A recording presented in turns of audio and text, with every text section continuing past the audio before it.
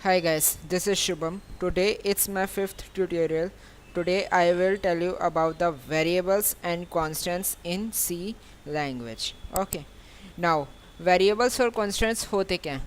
Variables basically आपका value store करवाने में हेल्प करते हैं मेमोरी लोकेशन में. अगर हमें मेमोरी लोकेशन में कोई वैल्यू स्टोर करवानी है तो हम वेरिएबल्स का यूज़ करते हैं. ओके हमने जैसे लास्ट ट्यूटोरियल में देखा था इंट a इक्वल्स टू 10. तो यहाँ पे इंट जो है वो आपका एक डेटा टाइप है. ए जो है वेरिएबल का नाम है एंड वेरिएबल के वैल्यू जो है वो आपकी 10 है. ठीक है. नाउ कॉन्स्टेंट्स भी वही काम करते हैं.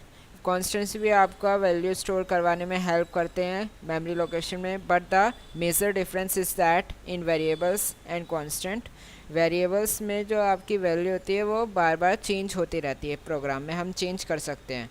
बट कॉन्स्टेंट्स में हम पूरे होल प्रोग्राम में कोई वैल्यू उसकी चेंज नहीं कर सकती. उसकी वैल्यू कांस्टेंट रहती है. कॉन्स्टेंट्स हमारे 2 पार्ट्स में डिवाइड होते हैं. आप एक बार इसका चार्ट देख लीजिए. कांस्टेंट जो है आपके 2 पार्ट्स में डिवाइडेड है. फर्स्ट है आपका न्यूमेरिक कांस्टेंट, सेकंड है आपका character constants. Okay now numeric constant is furtherly divided into 2 parts, integer constants and real constants.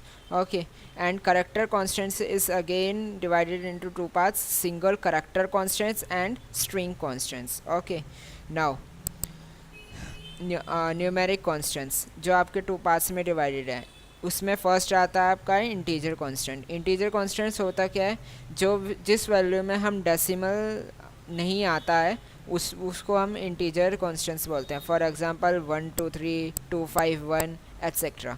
Real constants वो कॉन्स्टेंट्स होते हैं जिसमें हम डेसिमल यूज़ करते हैं. For example 2.1 34.5 etcetera.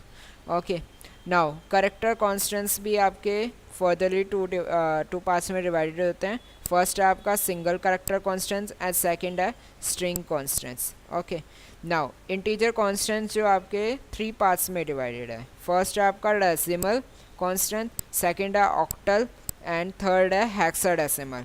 Decimal constants आपके जो वैल्यू होती है वो 0 to 9 होती है. ये पॉजिटिव भी हो सकती है और नेगेटिव भी हो सकती है. जैसे कि पिछले हमने एग्जांपल में देखा 1 2 3 2 5 1 ये आपका डेसिमल कॉन्स्टेंट है.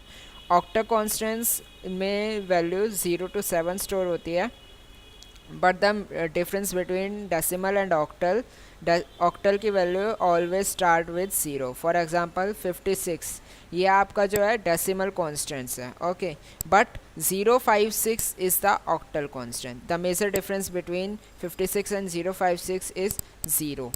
the value which starts from 0 is the octal constants. Okay hexadecimal constants भी जो आपका वो 0 to 9 वैल्यू स्टोर करता है और A to F character store करता है. ओके और इस ये always start with the OX sorry 0X. For example 0X 2F. Okay now character constants भी 2 पार्ट्स में डिवाइडेड है, single character constants and string constants. Okay single character constants, if we make a constant value and we store a single character in it.